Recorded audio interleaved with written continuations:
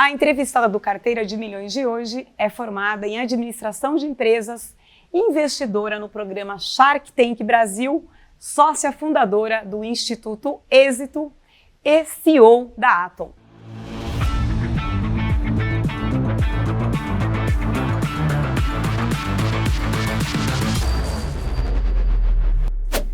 Carol Pfeiffer, muito obrigada por me receber. É um prazer conversar contigo. Sempre um prazer estar com você. Dinheiro é um assunto para a mesa de jantar? Olha, essa é uma pergunta sempre muito polêmica, né? Mas com certeza, na verdade, é importante de dizer que ninguém vive de permuta, não é mesmo? Então, se todo mundo vive de dinheiro, o dinheiro ele precisa ser um hábito, as pessoas falarem dentro de casa. Óbvio que tem que escolher o momento certo e que isso ele não ultrapasse ali o respeito, o lazer, etc. É muito chato a pessoa que só fala de dinheiro, com certeza, mas não falar de dinheiro é um problema. Então, dentro de casa, seja numa reunião familiar, na sala e etc. E se eu for escolher, eu até prefiro que seja na sala do que no jantar, né? Afinal, no jantar você está ali apreciando uma boa comida, uma boa bebida, então acho que é muito mais de escolher o ambiente certo dentro de casa para falar e com muito cuidado para não ultrapassar a questão do respeito. E qual foi o teu principal erro como investidora até hoje?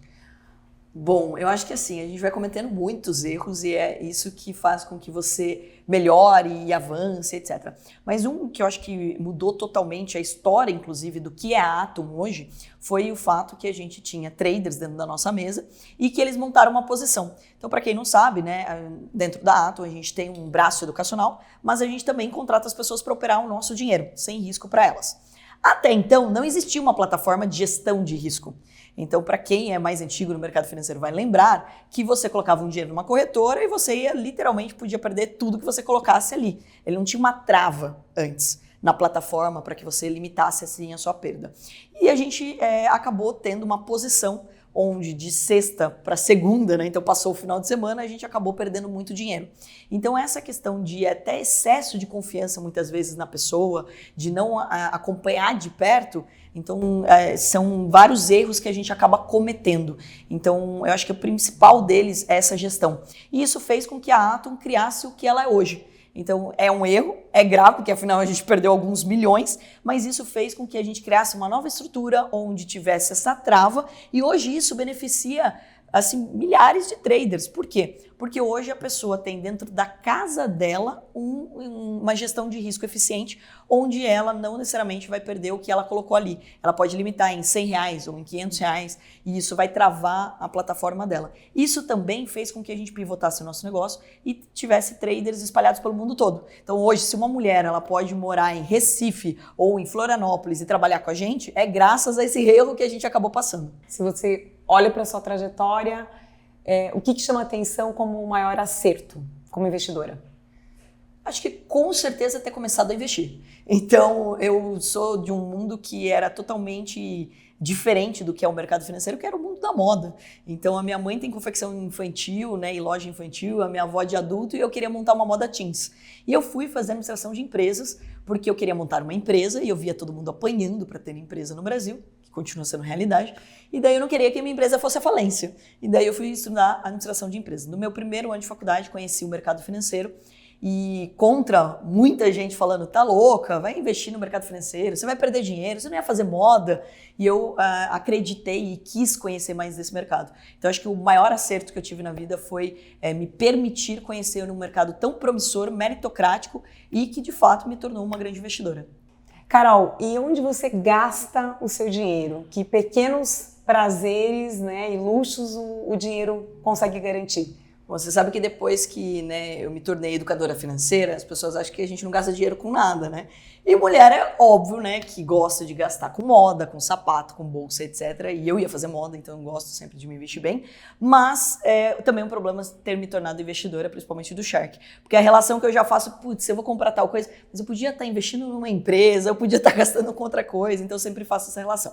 Faço viagens, adoro viajar, então sempre está na minha rotina Nova York, então já é de lei, pelo menos 3, 4 vezes por ano, e faço questão de fazer viagens como essa. E também para neve, sempre tá no meu radar pelo menos 2 viagens de neve. Então viagens é um gasto que eu acho necessário, na verdade é um ótimo investimento para todo mundo e até para conhecer um pouco mais de cultura.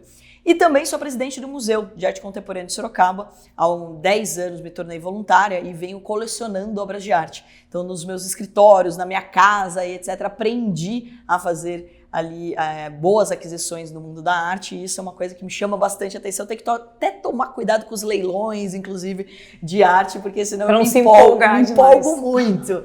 E uma coisa que eu aprendi com a minha mãe, e ela tá coberta de razão, é o mundo das joias, né?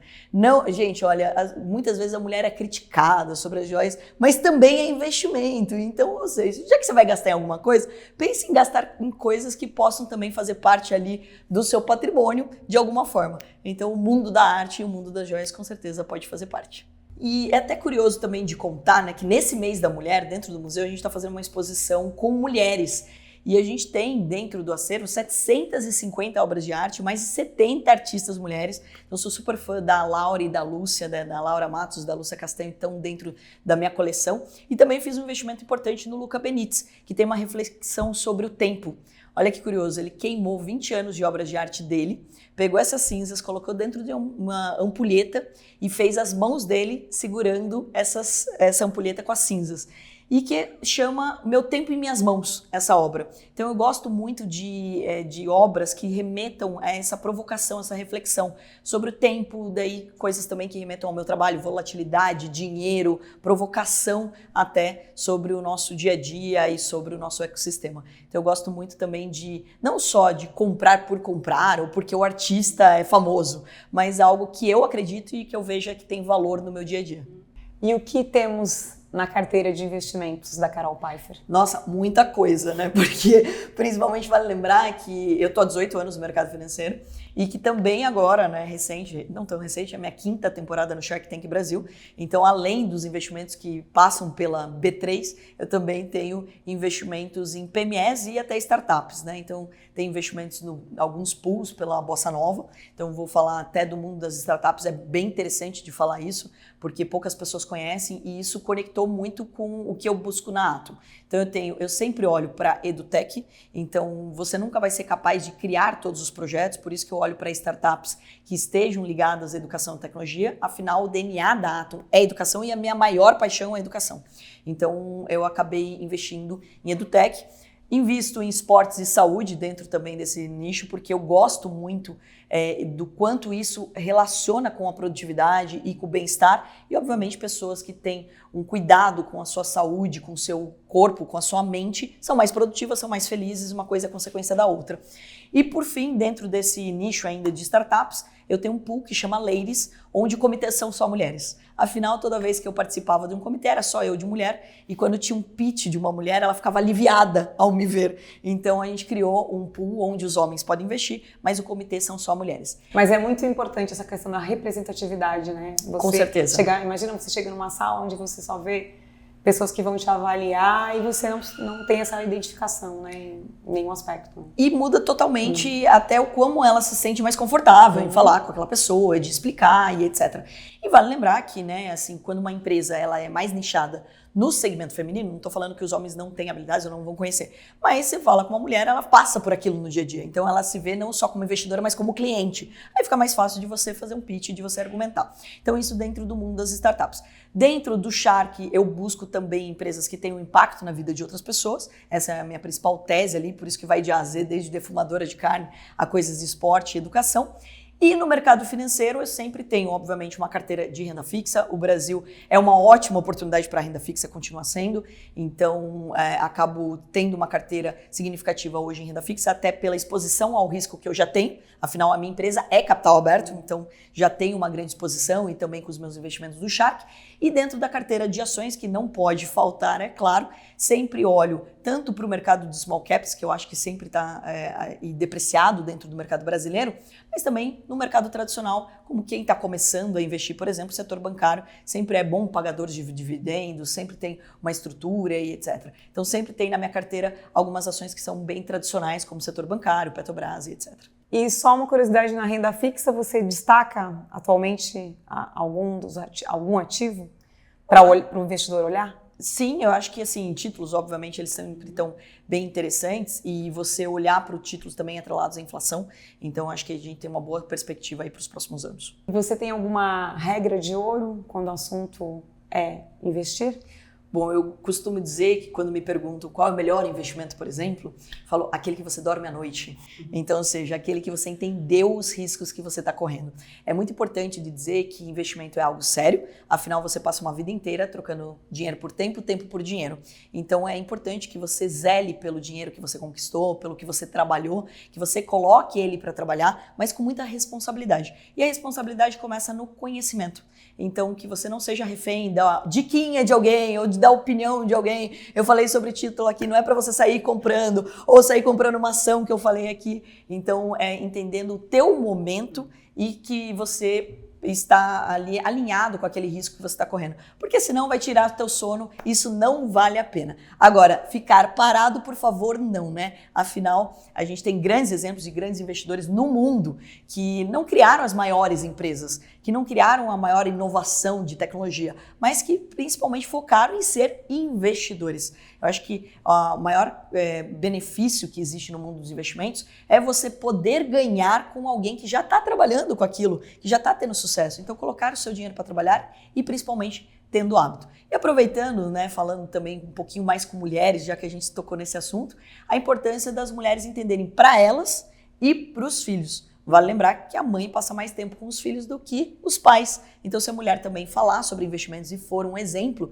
sobre investimentos, rapidamente a gente muda a educação financeira do nosso país. Eu quis trazer um pouquinho dessa pauta das mulheres na nossa entrevista, porque a gente está em março, que é um mês, né, do Dia Internacional das Mulheres, que eu até brinco que é o dia ainda da luta, né, internacional das mulheres, porque tem muitas coisas ainda para a gente... quando pensa em oportunidade, igualdade de salário, enfim, a gente ainda tem um teto de vidro em algumas áreas, né, em algumas profissões.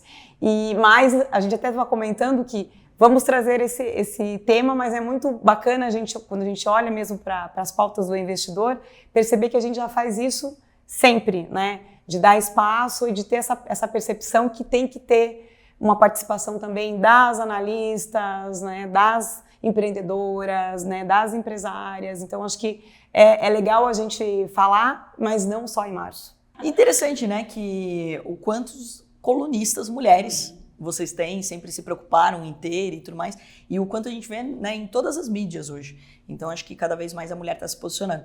Importante também de reforçar que essa luta, ela também é muito interna. Eu vejo muitas grandes amigas minhas que têm capacidade, têm características de liderança e que muitas vezes não se veem nessa posição, que não querem ser CEOs de grandes empresas, ou que não querem estar na frente, ou que muitas vezes têm receio de se expor. Então, acho que cada vez mais mulheres inspirarem outras mulheres, motivarem outras mulheres, é importante para que elas consigam internamente vencer essa luta, que é o posicionamento. Muitas vezes é mais uma luta interna do que até externa. Às vezes ela acha que ela não está tendo espaço, mas na verdade ela não está enxergando o espaço porque ela ainda não identificou dentro dela. Carol, muito obrigada mais uma vez, sempre um prazer conversar contigo. Eu que agradeço e estou sempre à sua disposição. Até a próxima, então. Até breve. Obrigada a você também pela companhia. Nos vemos no próximo Carteira de Milhões. Não esquece de seguir a gente lá nas redes sociais, ativar também as notificações para receber o nosso conteúdo exclusivo e até o próximo episódio. Um abraço e até já.